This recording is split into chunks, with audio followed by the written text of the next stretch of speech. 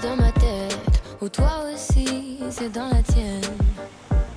Mais chaque fois que je suis seule, je pense à toi, je sais c'est bête. Bienvenue pour ce premier numéro de la nouvelle saison d'Enquête de Région. Je suis très heureux de vous retrouver. 20 ans, c'est l'âge de tous les possibles, celui des rêves et de l'insouciance, mais aussi et de plus en plus celui des questionnements et de la peur de l'avenir. La réalité de ces derniers mois a beaucoup touché les jeunes. Le confinement, les cours à distance, l'intégration d'un nouveau rythme familial et le travail perturbé, l'air s'est fait rare et les angoisses de plus en plus présentes. Décidément, avoir 20 ans en 2020, c'est un cap particulier à franchir, une étape singulière, peut-être plus complexe que pour les autres générations sommaires. Lucas, Mélodie, Valère, Dylan et Tom ont des parcours très différents. Ils ont en commun d'avoir entre 20 et 29 ans, l'âge de l'insouciance et des possibles, mais la crise sanitaire a rebattu les cartes et rendu incertaine leur progression. Moi je me projette à demain, c'est déjà pas mal. Parce qu'on n'a pas d'autres choix. Grandir dans un quartier populaire, c'est plus de difficultés pour accéder à certains métiers. Pas d'exemple autour de soi, pas de réseau, pas de parents qui peuvent aider et un ascenseur social dont la porte reste souvent bloquée. Il va falloir cravacher, comme on dit, pour y arriver, beaucoup plus que les autres personnes qui viennent d'un milieu, on va dire, moyen ou même plus élevé. Qu'on soit une étudiante jeune maman ayant fait un déni de grossesse comme Léna, ou un espoir du handball bisontin en quête d'un premier contrat pro comme Alex, dans les deux cas, le soutien de la famille est primordial. Si un jeune, la famille ça va pas, le jeune il n'ira pas non plus. Pas facile d'accepter son apparence quand on a 20 ans, effet de mode ou remède au complexe, elles sont de plus en plus nombreuses à rechercher la silhouette parfaite. Je suis très complexée, moi j'attends toujours que ça pousse, mais ça poussera jamais. Avoir 20 ans en 2020, c'est tout de suite dans Enquête de Région.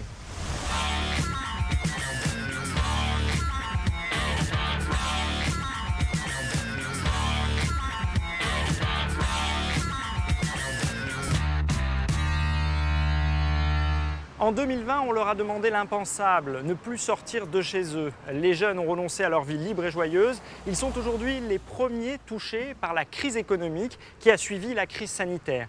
Tous les indicateurs sont au rouge pour les moins de 25 ans. Le chômage a bondi et les offres d'emploi pour les jeunes ont diminué de 69% ces derniers mois. Alors on est allé à la rencontre de ces jeunes, apprentis, étudiants, chômeurs, dont les projets ont explosé en plein vol et qui aujourd'hui se questionnent sur le monde que leur laissent leurs aînés. Alors, l'insouciance de la jeunesse a-t-elle disparu, victime collatérale du coronavirus? Voyez notre reportage.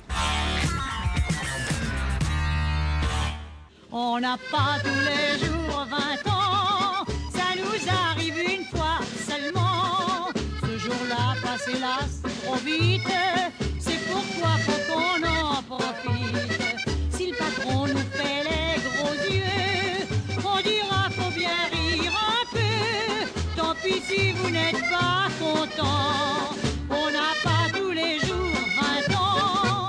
Avant le confinement, moi c'est simple, je me voyais aller hop, je valide mon année, il va faire beau, il va faire chaud, c'est très bien. Le printemps arrivait, tout allait bien se passer, oui j'allais revoir mes amis, machin, il y avait pas... Je me posais pas trop de questions en tout cas par rapport à l'avenir, il n'y avait pas de doute. J'allais enfin travailler, voir un bulletin de paye, puis avoir mon appartement, rentrer dans la vie active. Je me suis retrouvée sans pouvoir rebondir à la fin de mon contrat. Donc je me suis retrouvée au chômage technique au début, puis chômage complet, parce que j'avais beau envoyer des CV, j'en ai envoyé une cinquantaine, ça marche pas. Là, ça a complètement perturbé ma vie d'étudiant par rapport aux examens. Mais beaucoup ont eu lieu ici et c'est très compliqué, des examens ici. Leurs projets ont volé en éclats. Études, stages ou CDD interrompus, la jeune génération sera à coup sûr la première victime de la crise. Ils se sont sacrifiés pour que les plus fragiles adultes ne succombent pas. Avant la crise sanitaire, Lucas était en deuxième année de licence de langue étrangère à Nancy et préparait son dossier Erasmus pour partir à Newcastle, en Angleterre. Le confinement aura eu raison de son projet et de ses rêves d'évasion. À 20 ans, on n'a pas vraiment envie d'être confiné tout simplement. On a envie de pouvoir vivre.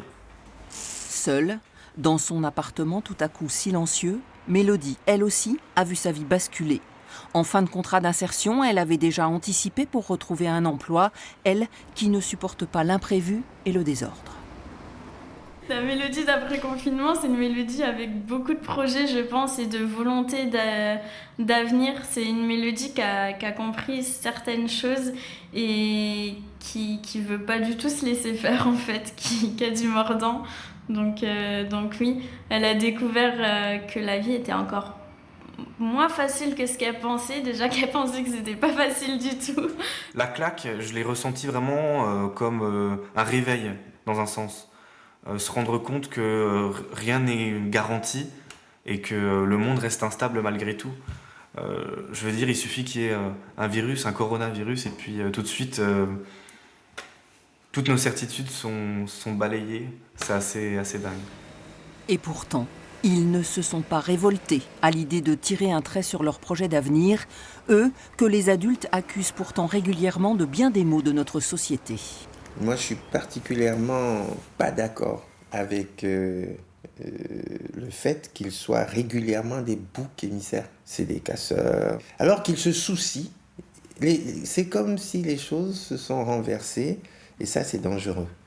Parce que les jeunes deviennent un peu les sages, si on regardait bien, si on veut bien regarder, et prennent en protection la génération d'avant. Alors tu maintiens une pression tout régulière. Oui. Valère, lui, venait de terminer une formation qualifiante dans le bâtiment. 3 ans après son arrivée en France, il devait aussi quitter son foyer pour un vrai logement. Il n'y a pas une chose concrète, mais ce que je suis en train de me battre encore, donc je suis en train de déposer mes CV partout. Je les ai toujours avec moi. Donc chaque matin, je me lève, je vais un peu partout dans des boîtes d'intérim. J'essaie de chercher du boulot, quoi. Mais pour l'instant, c'est vraiment dur, ouais. Est-ce que vous avez déjà tenté un règlement amiable ? Dylan, lui aussi, avait une vie bien remplie avant la crise sanitaire. Il donnait même de son temps, comme ici, pour aider gratuitement des justiciables. Alors, à la sortie du confinement, il a tenu coûte que coûte à maintenir l'un de ses stages chez une avocate. À demain. Au revoir. Il fera tout ce qui est possible pour ne pas perdre de vue son rêve de gosse de devenir magistrat. Je sais que je vais avoir la chance d'y arriver quand même, puisque le stage, au final, j'ai réussi à le faire quand même. Les examens, je les ai passés chez moi. Et tu les as eus ? Je les ai eus, donc ça ne m'inquiète pas vraiment. Il suffit que je continue d'y croire. L'avenir, on essaie de pas trop y penser parce qu'on se dit mais qui va payer la dette ? Ça aussi j'y pense beaucoup. En vrai j'y pense beaucoup. Nous n'avions pas cette inquiétude du lendemain que les jeunes ont aujourd'hui. Et qu'un jeune aujourd'hui se soucie de la dette, ça doit nous questionner. Je ne suis pas sûr que nous allons, en tant qu'adultes responsables, si nous le sommes, réfléchir dans ce sens-là et penser à nos jeunes. Eux qui, il n'y a pas si longtemps et encore maintenant, ont tellement pensé à nous. Et il ne faudra pas s'étonner si des peurs les envahissent. Rien n'arrête vos pas. La scène avait lieu en février dernier au Centre dramatique national. Mélodie et Valère assistaient à une représentation de Bérénice et participaient ensemble à des ateliers théâtre. Ils étaient loin d'imaginer que quelques mois plus tard, les portes du théâtre seraient closes et leur destin bouleversé pour longtemps. Je n'ai plus du tout cherché de job alimentaire, c'est fini, j'ai arrêté d'envoyer des CV depuis un moment déjà. J'ai commencé à contacter le lycée pour repasser le bac parce que je m'étais présentée à 2 reprises sans le passer parce que je voulais travailler, je voulais avoir une situation. Est-ce que tu crois en des jours meilleurs ? Oui, moi je crois toujours. Au fait, c'est que je suis quelqu'un qui est tout le temps dans la positivité. J'aime pas penser négativement, bien que cela soit, mais j'ai toujours une vive conviction que ça va marcher, quoi. Après ce retour forcé au bercail, nombre de jeunes ont décidé de reprendre les études ou de prolonger celles qui sont en cours, histoire d'éloigner le chômage de leur ligne d'horizon. Pour le reste, les interrogations sont nombreuses. Est-ce que tu as envie plus tard d'avoir des enfants, par exemple? Est-ce que voilà. Ça, je me suis jamais projeté là-dedans. Donc, c'est pas aujourd'hui que ça va commencer. Non. Alors là, pas du tout, non. Je me posais la question avant et j'hésitais encore. Et vraiment, alors que mon sentiment d'être maman est présent, mais à 2000%. Et maintenant, je suis prête à renoncer à être maman en France actuellement. D'autres espèrent quand même se frayer un chemin malgré les obstacles annoncés, avec le soutien de leur famille. J'ai la chance de vivre avec ma mère qui travaille beaucoup et qui a beaucoup de mal parfois. Mon but, c'est surtout qu'elle soit fière et de réussir comme prévu. Moi, je me projette à 2 mains, c'est déjà pas mal. Parce qu'on n'a pas d'autre choix. Un pessimisme général pourtant parfois contredit par la vie, à l'image de l'aventure vécue par Tom. Let it be, let it be, let it be, let it be. Oh là là, dab. Ce jeune Belfortin a eu 20 ans en plein confinement et s'est retrouvé propulsé en finale de The Voice.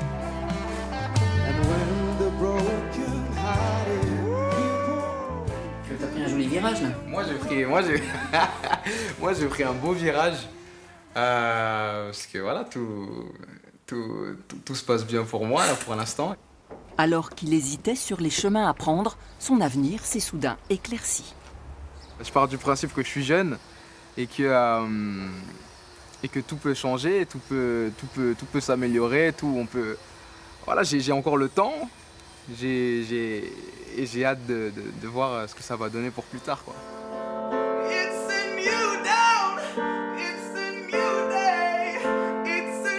20 ans et toute la vie devant soi. La jeunesse frappée en plein vol aura sans doute besoin qu'on l'écoute pour qu'on puisse inventer demain avec elle. It's a new life for me.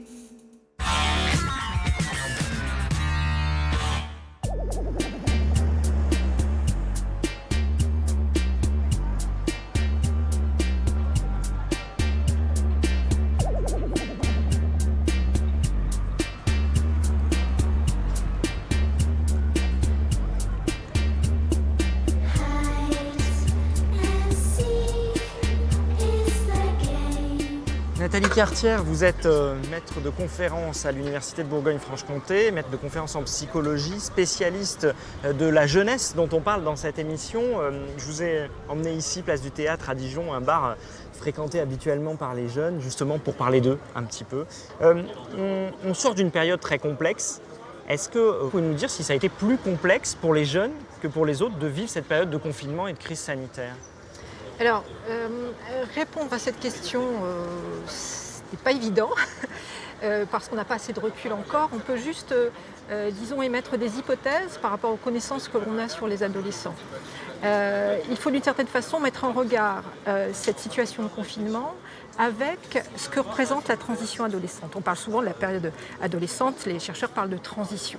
Alors quand vous dites adolescence, on va tout de suite dire, puisqu'on parle de cette tranche de la vingtaine dans cette émission, que l'adolescence, elle va plus loin que ce qu'on pense, que le terme adolescent qu'on a habituellement. Oui, alors c'est vrai qu'on s'est rendu compte que, contrairement à ce qu'on pouvait penser, eh bien, le cerveau de l'adolescent n'est pas mature tôt. Et alors, on a un grand professeur qui a vraiment travaillé là-dessus, le professeur Uchid, et qui a démontré que eh bien, l'avant du cerveau de l'adolescent était mature vers 20-25 ans. Alors ça interpelle toujours les étudiants, puisque je reçois des étudiants qui sont dans cet âge-là. Donc ils sont encore des adolescents, c'est ce que vous leur dites ? D'une certaine façon, oui. Et cet avant du cerveau, c'est ce qu'on appelle le cortex frontal, c'est ce qui permet de prendre notamment des décisions raisonnées, de se projeter dans l'avenir. Donc c'est vraiment des fonctions très importantes. Alors on revient à ma question de départ, parce que c'est l'objectif. C'est cette période qu'on a traversée, est-ce qu'elle est plus difficile pour les jeunes que pour les adultes, on va dire ? On peut le penser, notamment par rapport à cette période de transition, puisque à l'adolescence, on va devoir donc se construire, et notamment, il y a 3 choses importantes. La puberté avec l'afflux hormonal, l'impact sur les émotions, le ressenti émotionnel, une plus grande difficulté à distinguer les émotions chez les autres à la période adolescente, on l'a démontré aussi sous IRM. Et puis, on a la socialisation, et là c'est très important pour le confinement, puisqu'on a une distanciation vis-à-vis des parents et un rapprochement vis-à-vis des pères, des jeunes de leur âge, PAIRS. Oui. Que fait-on de cela quand on est confiné dans un lieu clos avec les choses sont inversées complètement, non?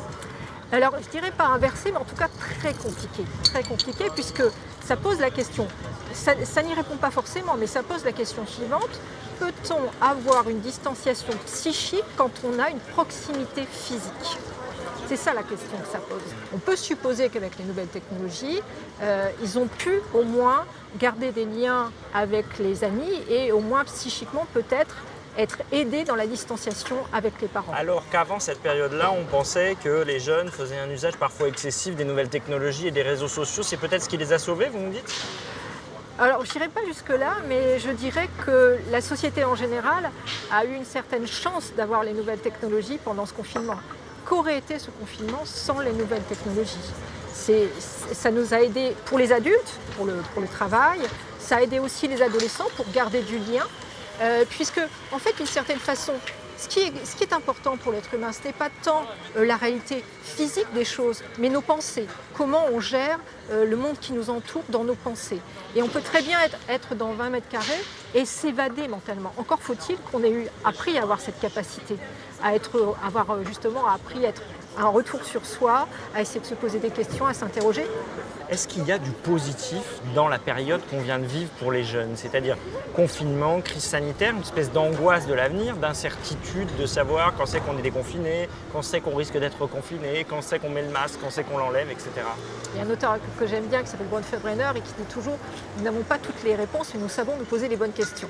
C'est déjà ça. C'est déjà ça, c'est déjà beaucoup. Et peut-être que ça les a amenés à se poser peut-être les bonnes questions sur leur avenir, à essayer de commencer à avoir ce rapport à soi et ce repli sur soi qui, de fait, n'existe plus trop dans nos sociétés et là leur a été carrément imposé et ils ont dû avoir ce repli sur soi. Et on sait que pour le développement de l'individu, le repli sur soi, le questionnement sur soi est quelque chose de très positif. Avoir 20 ans en 2020, ça ne sera pas comme avoir 20 ans en 1981, en 1970, en 1960. Ça, on peut en être sûr. Ce n'est pas du tout le même enjeu, la même chose. À chaque époque, il s'est passé certaines choses qui ont eu des influences parfois très longtemps par la suite, qui ont forgé. Mais aussi, on a une génération d'aujourd'hui qui a été impactée par ce confinement et qui est là, a grandi dans les nouvelles technologies, a été formée dans ces nouvelles technologies, contrairement aux adultes, beaucoup d'adultes d'aujourd'hui. Et donc, avec aussi une conscience de l'environnement qui est très présente, avec cette idée qu'il faut faire quelque chose maintenant. Et c'est ces jeunes qui ont grandi dans déjà une ouverture à l'écologie à qui on montre de fait les conséquences. Et puis après, il y a aussi le questionnement du rapport au travail. À mon avis, va être très important, qu'il est déjà. Il a été modifié cette année. Oui, le rapport au travail a été modifié, mais déjà, chez les jeunes, il était déjà en train de bouger. Il n'y a plus forcément ces grands combats, on va combattre le capitalisme, etc. On va essayer de combattre l'aliénation. Les jeunes d'aujourd'hui, eux, estiment qu'il faut que le travail ait du sens. Je pense que c'est une chance, ça. Je pense que, à mon avis, la jeunesse va faire bouger un peu ce rapport au travail pour essayer de voir comment on peut le repositionner dans la société et qu'il ne s'impose plus aux individus, mais que l'individu puisse essayer lui-même de trouver du sens à son action. Ça me semble quelque chose qui pourrait être très positif.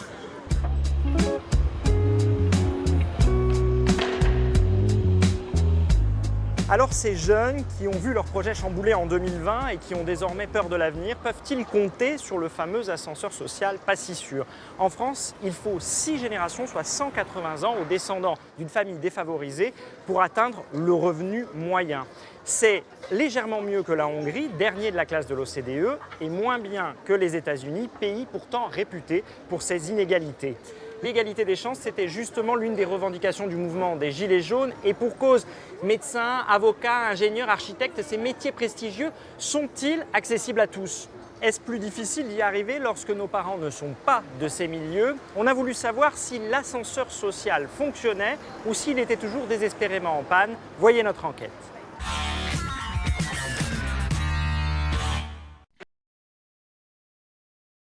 C'était en juillet dernier. Dans le tout nouveau gouvernement, 4 enfants des classes populaires. Elisabeth Moreno, Et que je pourrais servir. Gérald Darmanin, Alain Griset, et le plus symbolique peut-être, l'avocat pénaliste Éric Dupond-Moretti, un père ouvrier, une mère femme de ménage, et des années plus tard, une des plus hautes fonctions de l'État, ministre de la Justice. Je pense en particulier à ma mère, qui a quitté son pays d'origine pour fuir la misère et pour arriver ici, dans ce grand pays. Derrière ces exemples, combien n'arrivent pas à gravir les marches? Combien ne dépassent pas la condition de leurs parents? L'ascenseur social est-il en panne? Il n'est pas en panne, il y a un frein qui est activé. Tout le monde veut les meilleures places. Personne ne veut que son enfant soit éboueur. Nous, dans notre établissement, c'était tout de suite le bac, quoi. On se projetait pas dans les études supérieures tout de suite. C'est vrai que la plupart, ils ont déjà plus ou moins leur chemin tracé. Je pense aussi c'est mes parents, ils m'ont toujours soutenu, ils nous ont toujours dit peu importe d'où vous venez, si vous vous donnez les moyens, vous pouvez y arriver. L'avenir, c'est à cet âge qu'il se dessine. Nour a tout juste 15 ans. Elle vit dans un quartier où le chômage et la pauvreté sont plus forts qu'ailleurs. Alors on est dans le quartier de la Fontaine-Douche. C'est ça, j'habite vers ici. Ici c'est mon ancien collège. Et là c'est le stade, là où je fais du foot avec des amis. Elle est arrivée d'Algérie il y a 4 ans. En France, sa mère est AVS, auxiliaire de vie scolaire. L'adolescente, elle, rêve d'une chose, devenir médecin. Petit pont. J'aime bien les gens, j'aime bien les soigner. J'ai envie d'aider. C'est plus compliqué de devenir médecin quand on vient d'un quartier comme la Fontaine-Douche? Non, ça dépend de nous-mêmes, si on bosse ou pas. Fontaine-Douche, c'est juste un lieu où on habite. C'est pas grâce à lui que je vais devenir médecin, c'est pas à cause de lui que je vais pas devenir médecin. Il y a l'envie, mais aussi les chiffres. Ça, c'est ma photo de classe de CM1. Imaginez si tous mes camarades avaient été fils d'employés et d'ouvriers. Sur 26, nous serions maintenant 14 à être à notre tour employés ou ouvriers. Et seulement 3, cadres et professions intellectuelles supérieures. Imaginez maintenant, tous mes camarades, fils de cadres et professions intellectuelles supérieures. La logique s'inverse complètement. 13 cadres, 5 employés ou ouvriers. Vas-y, mais essaye de faire avec ton genou devant comme ça. Et pourtant, Contracte les abdos. certains arrivent à s'élever socialement. Ok, c'est les abdos qui ferment. On se concentre sur les abdos. Eux viennent du quartier des Grésilles. Il y a Arina Manning, en école de commerce aux États-Unis. Ilyas Ben Omar, futur ingénieur. Et Mehdi Kada, champion de boxe, prof d'EPS. Allez, dynamique. Commencez par les jambes.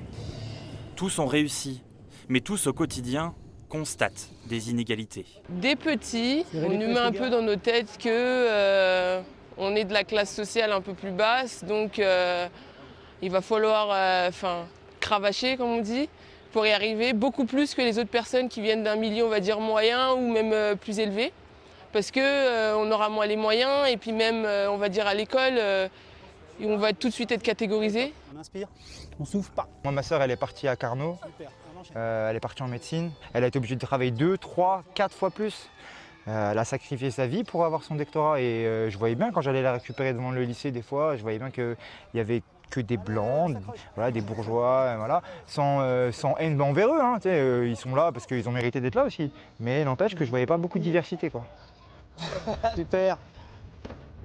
La diversité, elle s'affiche en grand sur les plaquettes de l'école de commerce de Dijon.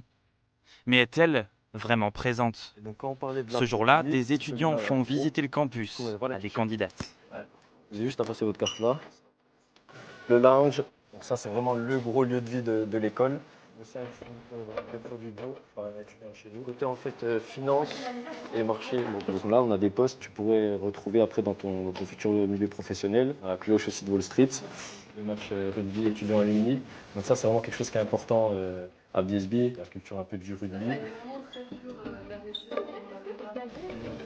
Et là, donc, on a les photos des anciennes promos. Là, tu vois, t'as l'impression que 50 mêmes têtes. Alors que maintenant, c'est plus du tout comme ça. Ça a changé le profil des promos? C'est plus diversifié. Avant, c'était peut-être réservé seulement à l'élite. C'est toujours un peu le cas aujourd'hui. Entre guillemets, ceux qui viennent de milieux plus favorisés, ça va être plus facile. Si on parle des 5 premières écoles de commerce, c'est souvent des personnes issues des lycées, je sais pas, Henri IV ou des grands. Ouais, c'est ça. Mais après, je pense que si on va top 10, top 15 et tout ça, je pense que... C'est de moins en moins vrai, je pense. Ouais, c'est de moins en moins. T'as raison. Et encore, c'est pas pourtant que c'est impossible pour une personne qui est issue d'un milieu plus pauvre ou quoi d'arriver dans une top 5 ou quoi. Il y a un système de méritocratie qui a été mis en place et qui peut fonctionner. Sur les 2800 étudiants aujourd'hui, 30% de boursiers.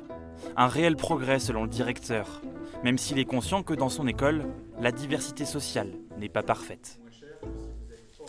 L'enjeu, c'est d'arriver à faire en sorte qu'on puisse attirer des étudiants plus tôt. L'enjeu, il est finalement pas à notre niveau. On a les dispositifs pour faire en sorte qu'un étudiant qui a atteint notre niveau, quel que soit son horizon social et culturel, puisse réussir. Par contre, la sélection, j'allais presque dire par moment peut-être la ségrégation, le mot est sans doute trop fort, mais j'utilise quand même, c'est passé en amont.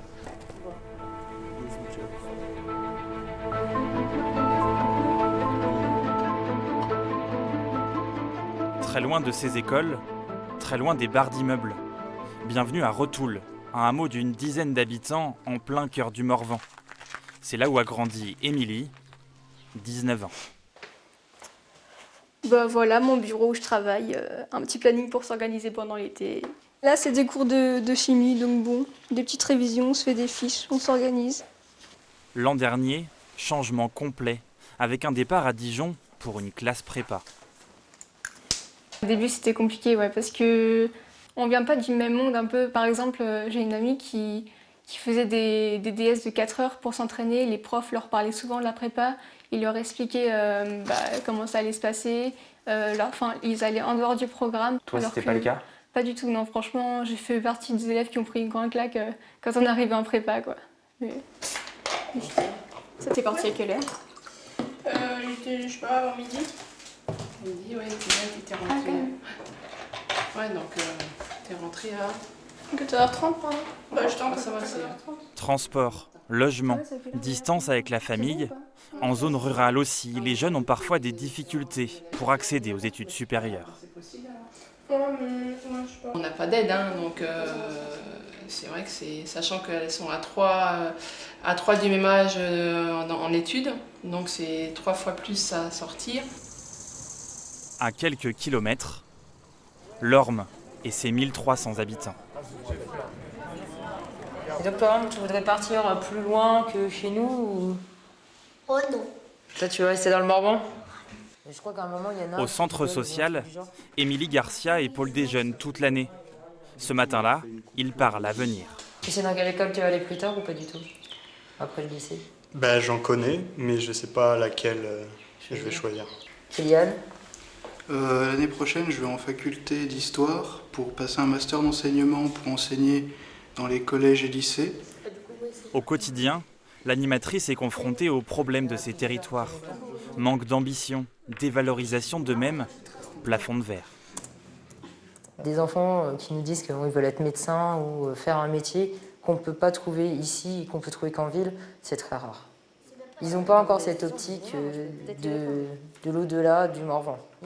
Ils restent vraiment sur des métiers plus ou moins basiques, des métiers d'agriculteur, les métiers infirmières, aides-soignantes, travail du bois, menuiserie, dans le bâtiment. Il y a quand même des notes plus positives. Nous les avons trouvées loin du Morvan, loin des quartiers populaires. Chez cette sociologue, qui a travaillé sur les questions d'éducation et d'inégalité. Selon elle, le futur pourrait être différent. Je pense qu'on assiste à une évolution où le diplôme est condamné à avoir peut-être de moins en moins d'importance, parce qu'il y en a plein. Les patrons, s'ils cherchent un jeune pour un emploi d'employé, ils vont avoir des foules de bacheliers. Comment ils vont faire la différence? Ils vont faire la différence avec d'autres qualités. qui ne sont pas forcément acquises à l'école, qui sont peut-être moins dépendantes du milieu social d'origine, des qualités de contact, des qualités d'expression, savoir travailler en équipe, etc. Donc ces qualités-là non scolaires, il semble qu'elles prennent de plus en plus d'importance parce qu'il y a plein de diplômes. Une note d'espoir pour tous ceux qui ne sont pas forcément nés au bon endroit, avec de l'argent et un avenir tout tracé. Une note d'espoir qui pourrait peut-être faire évoluer ce chiffre. Aujourd'hui en France, une famille pauvre met 6 générations à atteindre le revenu moyen, soit 180 ans.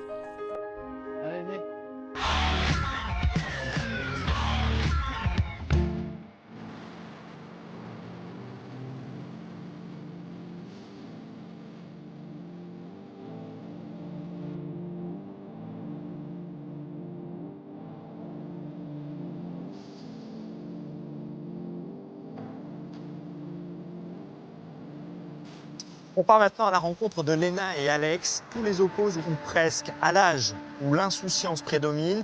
Ils ont dû faire des choix et embarquer leur famille dans leur nouvelle vie. Léna, étudiante en communication, a appris qu'elle attendait une petite fille 6 mois après être tombée enceinte. Alex, lui, veut être handballeur professionnel. Il a laissé tomber ses études pour poursuivre ses objectifs. Léna et Alex ont un autre point commun, leur famille les épaule dans leur parcours respectifs. Je vous propose de partir à leur rencontre.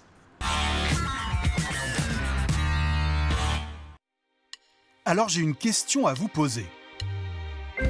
Quand vous étiez enfant, vous pensiez que vous feriez quoi, vous, à 20 ans? D'ailleurs non, la question c'est vous faisiez quoi à 20 ans? La fac, la fête? Les petits boulots, l'armée? Les deux héros de notre histoire, Léna et Alex, eux, connaissent chacun pour des raisons différentes un début de vingtaine pas vraiment comme les autres. Pas forcément simple à gérer, vous verrez. Mais ils peuvent compter sur leur famille et leurs amis pour les accompagner. La voiture est plus jeune que son conducteur, elle est de 2003. Dans l'autoradio, le rappeur 50 Cent. Le sang bon, odeur bonbon qui pendouille. Et la même route que tous les jours pour Alex Vallet. Avec au bout du chemin, le Palais des Sports de Besançon. Et surtout ce parquet qu'il arpente depuis qu'il a 15 ans. Comme on disait pendant le confinement, c'était pas... Le sport en soi-même ne nous manquait pas, c'était surtout l'ambiance du vestiaire. Être avec les copains tout le temps, se retrouver 2 fois par jour pendant 2 heures. À la limite, on avait plus l'habitude d'être ici que chez nous. C'était un peu notre deuxième chez nous ici, quoi. Enfin, c'est mon deuxième chez moi. Pour le handballeur de 20 ans, les prochains mois seront décisifs. Pur produit du centre de formation, il aspire à un contrat au Grand Besançon Doux Handball. Le club de Pro League, c'est-à-dire la 2e division, lui laisse cette prochaine saison pour faire ses preuves. Cette année, c'est la dernière chance. Je vais essayer de me donner à 300%. Déjà que l'année dernière, je me donnais à 150. Mais là, il faut que je double la mise. Là. À chaque entraînement, je veux prouver cette année qu'à chaque entraînement, ok, que les gens ils se disent, Alex, il a changé mentalement, physiquement. C'est plus le même joueur. Ce jour-là, au cœur de l'été, alors même que l'équipe est en vacances, il a fait venir ses partenaires de club et amis, Thibaut et Antoine, pour l'aider à s'entraîner. Alex a arrêté ses études. Il se consacre entièrement au hand pour décrocher ce contrat. Il faut faire des choix. C'est soit le sport, soit les études. Donc on ne peut pas assimiler les deux en même temps. C'est trop compliqué de faire les deux en même temps. Le chrono est lancé, mais le garçon croit à son rêve et va se donner les moyens pour réussir à vivre de sa passion. À Pontarlier, la passion de Léna Billeret, jeune femme de 22 ans, on la devine d'abord sur les murs. Et puis on la découvre aussi dans sa chambre qu'elle nous fait visiter. Charlie n'est pas peu fière de sa collection de doudous. Elle est rentrée un peu beaucoup par surprise dans la vie de sa maman. Léna, en effet, avait 18 ans. Elle était étudiante en communication quand elle apprit qu'elle était enceinte de 6 mois et demi alors même qu'elle prenait la pilule. Et les médecins ont posé le terme déni de grossesse. Il est ignoble ce terme. Il est affreux. Je le déteste. Je trouve que ce terme déni, il est très péjoratif parce que dans l'esprit des gens, le déni, c'est quand on se nie à soi-même. Et c'est la définition d'ailleurs dans le dictionnaire. Et en fait, c'est pas ça un déni de grossesse parce qu'on le sait pas. Donc on peut pas se mentir à soi. Pour toutes ces raisons. De son histoire, elle en a fait un blog. Je ne suis pas médecin ou psychologue, mais je l'ai vécu de l'intérieur et je sais combien il est difficile de se faire comprendre quand on touche au déni de grossesse. Ça s'appelle déni d'amour. Léna a commencé par parler de son histoire à elle et a proposé aux femmes ayant connu une situation similaire de coucher leurs mots par écrit. Les témoignages ont afflué. Et selon Elisa, une de ses plus proches amies, l'écriture lui a fait énormément de bien. Depuis qu'elle a fait cette page-ci, je la sens plus libérée en fait. Et elle discute de ce sujet-ci, je trouve, avec plus de mots faciles, ça sort plus rapidement, plus facilement. Après, elle n'a jamais voulu cacher son déni de grossesse, hein. Ça, elle l'a toujours dit à tout le monde, elle l'a toujours expliqué et elle l'a toujours assumé. Mais c'est vrai que cette page, ça lui fait beaucoup de bien. Le paradoxe dans cette histoire, c'est que ce chamboulement imprévu dans la vie de l'étudiante aura été pour elle une véritable révélation. Il me manquait quelque chose avant que Charlie arrive dans ma vie. J'aurais jamais su dire quoi. Jamais je me serais dit, allez, 18 ans, bébé. Mais je sentais que j'avais une certaine maturité et qu'il me manquait quelque chose. Et en fait, quand ma fille est arrivée, j'ai compris que ce qui me manquait, que c'était elle. Dans le petit village d'Orchamps-Vennes, dans la maison familiale qu'Alex fréquente peu depuis qu'il vit à Besançon, Loïc et William, ses amis, sont venus le voir. Ces deux footballeurs l'encouragent dans son choix. Est-ce que vous seriez capable de le faire, vous, du coup? Moi, j'aurais eu l'opportunité dans le football de le faire, je l'aurais fait tête baissée, ouais. Après. Bah là, c'est trop tard. Là. Voilà. Là, c'est ça. Mais donc c'est pour ça qu'il faut qu'il le fasse. Ah oui, bah, moi, oui, lui là maintenant, là, ouais. faut qu'il y aille et qu'il fasse ce qu'il aime. Françoise et Denis Vallet ont éduqué leurs 3 enfants en leur inculquant le goût de l'effort. Ils ont accepté qu'Alex arrête la fac, il finance l'appartement à Besançon, mais pour toute la famille, les prochains mois vont être durs à vivre. C'est pas facile, parce qu'on se dit que quand on n'a rien, si le jour où ça qu'Alex arrête le sport de haut niveau, il va faire quoi? On respecte ses choix, par contre, voilà, il faut que la ligne de conduite soit la plus rigoureuse possible. S'il y a un jeune, la famille ça va pas, le jeune il n'ira pas non plus. Parce qu'il faut une base soudée, il faut quelque chose qui soit solide pour qu'après le jeune il puisse s'épanouir. Pour qu'il se dise, il arrive à l'entraînement, qu'il se dise, ok, je me concentre que sur l'an. Pouvoir compter sur les siens quand ça tangue, c'est important à 20 ans. Léna aussi, à l'arrivée de la tornade Charlie, a été épaulée. Et d'abord par le premier concerné, Loïc, le jeune papa. Je lui ai dit, le jour où on avait appris pour Charlie, je lui ai dit, même avec tout ce qui se passe, il faut finir les études, il faut continuer, c'est important. Donc j'étais toujours dans le soutien avec elle. Ça ne m'a jamais dérangé, ça a toujours été mon idée. Donc ça ne me dérange pas. C'est bon? Quand je suis tombée enceinte et que j'ai dit que je continuerais mes études, on m'a prédit 2 choses, que j'arriverais pas à obtenir ma licence et que mon couple ne tiendrait pas. C'est une fierté de montrer que non seulement j'ai obtenu ma licence, mais en plus on est un couple plus soudé que jamais et que c'est ensemble qu'on se tourne vers l'avenir, quoi. En bas, il est pas cassé, tu peux le reprendre. Ce jour de juillet-là, les parents de Léna étaient venus faire une bise à la petite famille parce que leur fille venait d'obtenir sa licence en communication. Un souci de moins pour les jeunes grands-parents et une fierté de plus. Charlie, à la licence à maman qui est un petit peu la tienne? Oui. C'est une belle fierté parce qu'elle a quand même rien lâché. Elle a bien pris conscience qu'il y avait aussi des mamans qui travaillaient, donc qu'il pouvait y avoir des mamans qui étudiaient. Ils sont installés dans la vie, mieux que des couples de leur âge. Ils assument tout parfaitement. Voilà. Moi, je suis fier de ce qu'ils ont fait. Un week-end sur 2, Léna laisse Charlie et Loïc pour travailler au musée de Pontarlier, en attendant de signer prochainement un contrat en alternance. Pourquoi pas dans la communication culturelle ou au niveau du patrimoine, voilà, c'est quelque chose qui m'attire plutôt. Tous les jours, qu'il soit à Besançon ou à Orchamps-Vennes, Alex s'entraîne avec et sans ballon, dans le but d'être d'attaque pour cette saison qui s'annonce forcément décisive. Il faut que, en 1 ou 2 ans, que je montre que le GBDH peut compter sur moi. Alex et Léna tous les opposent. même s'ils ont en commun le soutien de leurs proches et une maturité que leur parcours de vie respectif a imposé. Ils ont surtout la vie devant eux et peuvent être fiers du chemin déjà parcouru.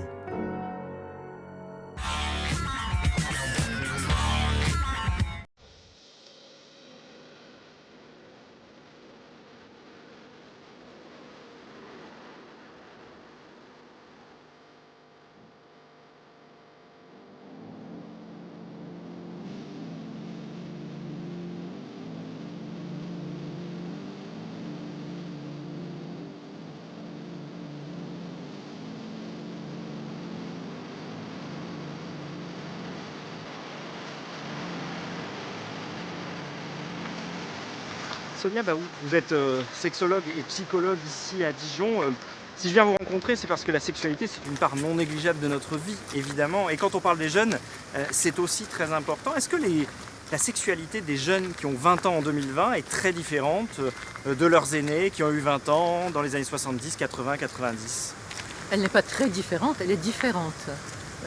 Bien sûr, parce qu'il y a beaucoup de choses qui ont changé dans la société actuelle, surtout par rapport aux réseaux sociaux, aux sites de rencontres. Donc aujourd'hui, les choses ont un petit peu évolué. Maintenant, ce qu'on peut dire surtout et rester peut-être un peu plus positif par rapport à tout ça, c'est qu'aujourd'hui, les jeunes ont cette possibilité de parler de leur sexualité, de poser des questions, de s'informer, de lire. Ils sont mieux informés que leurs parents ou leurs grands-parents au même âge. Bien sûr. Et de consulter, parce que très souvent, aujourd'hui, le jeune vient consulter. À votre cabinet, vous avez des jeunes couples bien sûr, des jeunes couples surtout qui viennent, alors qu'avant, on ne voyait pas ça. C'était tabou. C'était pas une question de tabou, mais la sexualité, ça veut dire les gens venaient vraiment quand il y avait un véritable problème. Quand c'était déjà trop tard? Oui, très souvent quand c'était un peu tard. Aujourd'hui, non, au contraire, ils veulent une solution plus rapidement. Alors ça, c'est l'aspect positif. Voilà, l'aspect négatif, ou les aspects négatifs, j'imagine qu'il y en a plusieurs. C'est que quelque part aujourd'hui, notre société encourage beaucoup cette hyper-productivité, l'hypersexualisation, l'hyper-performance. Donc les films porno, ils ont grandi justement, les adolescents ont grandi avec ces films-là. Donc l'image d'identification aussi a changé. La femme, elle doit être un bon coup sexuel, hyper sexy, donc assurée, et faire des choses parfois qu'elle n'a pas envie de faire pour qu'elle soit ce bon coup. Et l'homme doit être dans la performance, dans ce rapport physique, mais avec cette immédiateté et cette façon de consommer très vite, le désir est mis de côté. Quand on désire quelqu'un, on le désire pas pour ce qu'il est, mais pour ce qu'il peut évoquer pour nous. À travers notre représentation, donc la représentation dans l'inconscient, et on se rappelle le plaisir, quelque chose qu'on a vécu, qu'on a déjà vécu, ça nous renvoie à ce plaisir. Et donc aujourd'hui, cette immédiateté est en train de briser quelque chose dans le rapport à l'autre. Vous parlez d'immédiateté, vous parlez de consommation, vous parlez de performance. C'est pas forcément ce qui vient à l'esprit quand on pense à la sexualité. Oui. On pourrait parler de désir, on pourrait parler de plaisir. Là, on est sur des termes qui sont quasiment presque économiques ou de consommation. Oui, parce que justement, l'autre est devenu un objet parfois de consommation.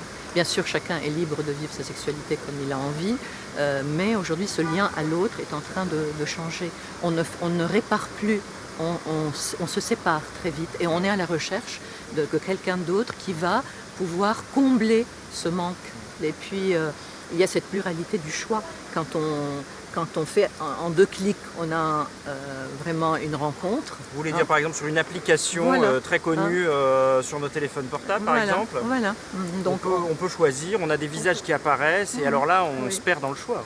Et on se perd dans le choix, donc il y a une difficulté du choix, une difficulté de l'engagement, et là aussi, la pluralité du choix aliène le désir à nouveau. On évoque depuis le début de cette émission cette année 2020 qui a été très particulière. Est-ce que ce confinement, ce repli qu'on a dû tous vivre à un moment donné à un autre, ça a changé quelque chose dans la sexualité des jeunes?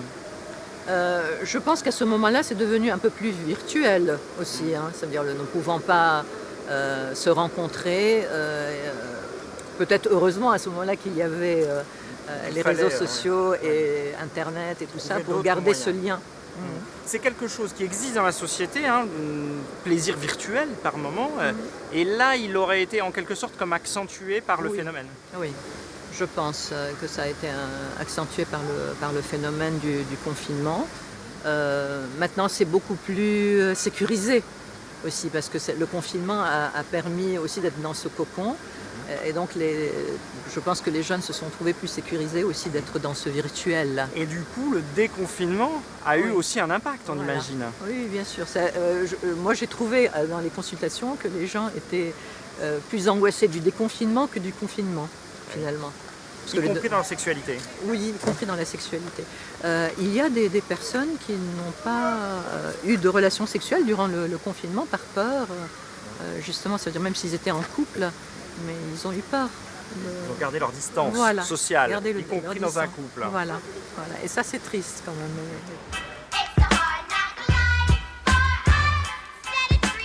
Si les jeunes sont aujourd'hui plus libres dans leur sexualité qu'il y a 20 ans, ils sont aussi plus insatisfaits de leur image.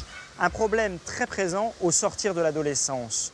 Ainsi, de plus en plus de jeunes femmes ont recours à la chirurgie ou à la médecine esthétique, encouragée par les réseaux sociaux. Nouvelles tendances, nouvelles obsessions. Enquête tout de suite sur cette quête d'esthétique. Pour moi, là, ça fait trop plat. Justement, ça fait rien du tout. Alors que si on fait ça, eh ben, ça fait un peu la courbe des cheveux comme ça. Donc ça fait un peu du relief, vu que j'ai rien. Dans quelques jours, elle n'aura plus à cacher sa poitrine derrière ses cheveux. Car Manon s'apprête à faire le grand saut.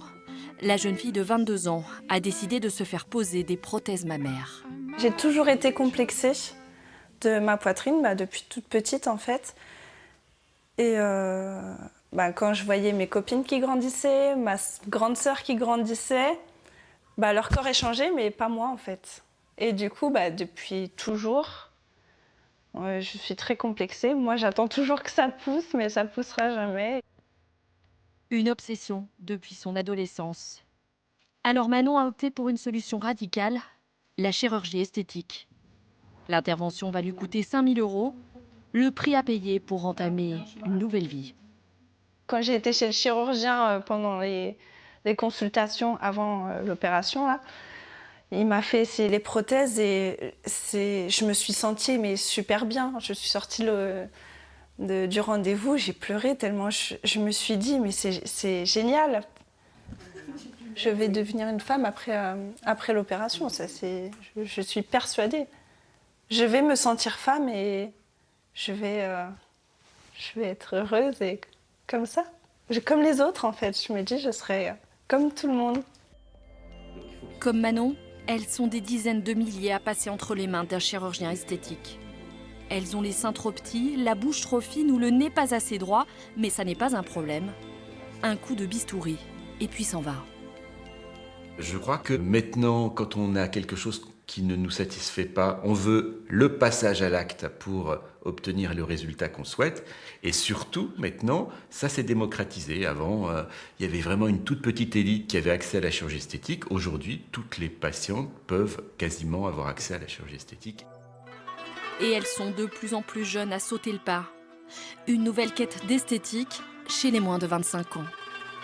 Depuis une dizaine d'années, les patientes viennent de plus en plus jeunes, souvent accompagnées d'ailleurs, quand c'est des jeunes filles qui ont moins de 20 ans, 18 ans, de leur maman ou de leurs parents, carrément, parce qu'elles veulent avoir l'avis d'un spécialiste. Qu'est-ce qu'on peut faire ? Mais si les jeunes se précipitent dans les cabinets, c'est surtout qu'on leur montre l'exemple. Célébrités de télé-réalité, blogueuses, YouTube, décors toujours plus normés, plus sculptés, à l'image de la starlette américaine Kim Kardashian. Alors dans les salons esthétiques, on réclame désormais ces plastiques façonnés de toutes pièces.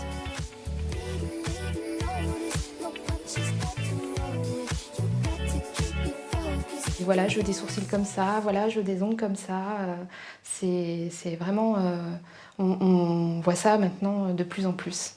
Il y a une grosse influence par tout ce qui est réseaux sociaux, justement les influenceuses, les youtubeuses.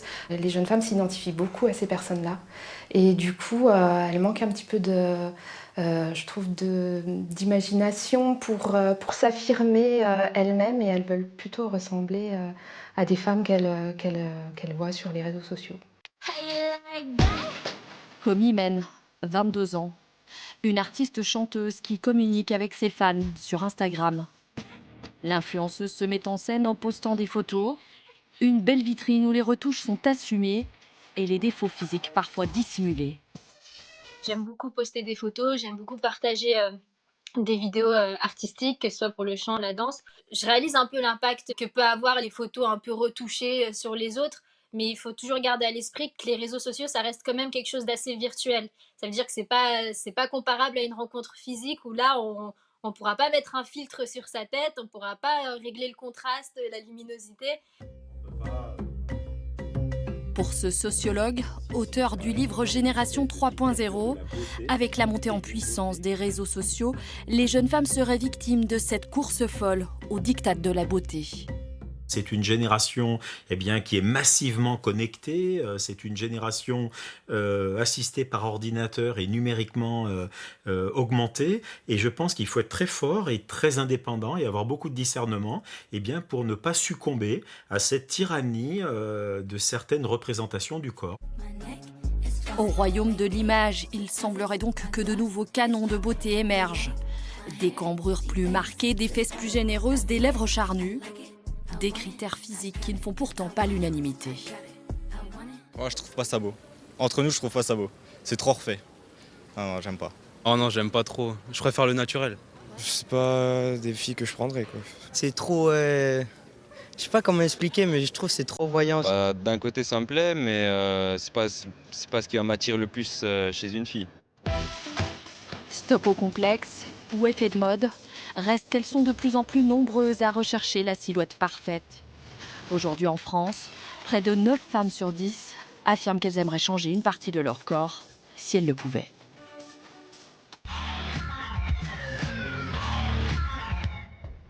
Voilà, c'est la fin de cette émission. On se retrouve le mois prochain pour un nouveau numéro d'Enquête de Région. Et surtout, d'ici là, prenez soin de vous. J'ai vu